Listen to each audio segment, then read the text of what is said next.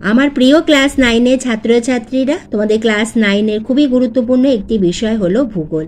আজ আমি তোমাদের কাছে নিয়ে এসেছি একটি স্কুলের দ্বিতীয় ইউনিট টেস্টের ভূগোলের প্রশ্নপত্র। এটা তোমরা সাজেশন হিসাবেও নিতে পারো। এইভাবে কিন্তু আমি তোমাদের বিভিন্ন স্কুলে প্রশ্নপত্র দিচ্ছি এবং ভবিষ্যতেও দিতে থাকবো। একবার দেখে নিও ডেসক্রিপশান বক্সটা, সেখানে রয়েছে তোমাদের প্রতিটি বিষয়েরই অধ্যায় ভিত্তিক, মানে প্রতিটি অধ্যায় ধরে ধরে আমি প্রশ্ন উত্তর সহ দিয়েছি। তোমাদের দ্বিতীয় ইউনিট টেস্টে জীবনবিজ্ঞানের যে তৃতীয় অধ্যায় পরীক্ষা হবে তার অন্তর্ভুক্ত সালোক সংশ্লেষ, বাষ্পমোচন, শ্বসন, রেচন প্রতিটির ওপরই আমার উত্তর সহ ভিডিও রয়েছে, তোমরা অতি অবশ্যই দেখে নিও। ভৌত বিজ্ঞানেরও এভাবে রয়েছে। যদি কোনো ভিডিওর লিঙ্ক পেতে অসুবিধা হয় আমাকে কমেন্ট বক্সে লিখে জানালে আমি সেই ভিডিওর লিঙ্ক তোমাদের দিয়ে দেবো। তাহলে এসো এখন আমরা দেখে নিই তোমাদের ভূগোলের একটি স্কুলের প্রশ্নপত্র, এবং এই প্রশ্নপত্রগুলো তোমরা অতি অবশ্যই লিখে অভ্যাস করো, তাহলে কিন্তু তোমাদের খুব ভালোভাবে মুখস্থ হয়ে যাবে এবং তোমাদের লেখাটাও প্র্যাকটিস হবে। তোমাদের ক্লাস 9-এ রয়েছে পশ্চিমবঙ্গের মানচিত্র। এখানে পশ্চিমবঙ্গের রেখা মানচিত্রে নিম্নলিখিত বিষয়গুলি উপযুক্ত নাম ও প্রতীক সহ চিহ্নিত করো। তোমাদের স্কুলের সিলেবাসে যেগুলো রয়েছে, যদি নদী পাহাড় যেইটা থাকবে তোমরা সেইটাই রেডি করবে। এই স্কুলের সিলেবাসে যা ছিল তার উপর প্রশ্ন এসেছে গোর্গাবুরু, ফালুট, কংসাবতী, বীরভূমের সদর শহর এবং রাঢ় সমভূমি। 2-এর দাগে রয়েছে SAQ, সঠিক উত্তরটি নির্বাচন করে বাক্যটি পুনরায় লেখো। এখানে আমাদের 2-এর দাগে রয়েছে MCQ।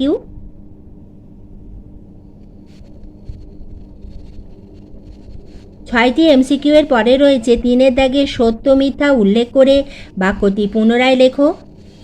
শূন্যস্থান পূরণ করো।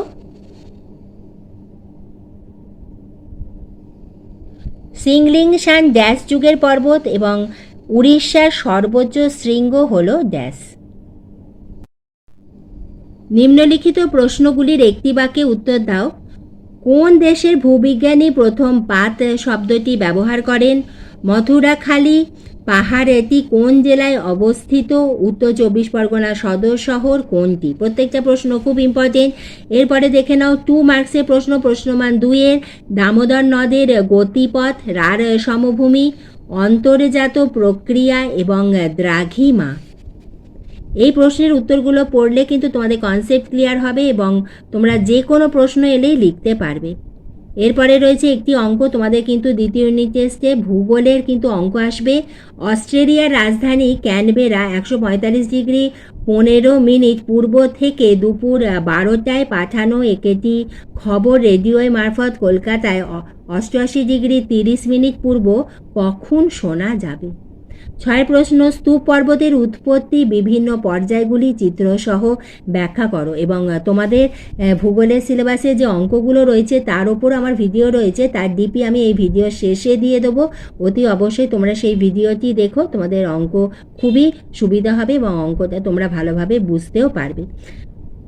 খুবই গুরুত্বপূর্ণ প্রশ্ন এটা, আমি তোমাদের বললাম স্তূপ পর্বতের উৎপত্তি, এটা তোমাদের চিত্রসহ ব্যাখ্যা করো। এবং এর সঙ্গে অথবাতে রয়েছে পাত সংস্থান তত্ত্বের মধ্যে ভঙ্গিল পর্বতের উৎপত্তি চিত্রসহ বর্ণনা করো।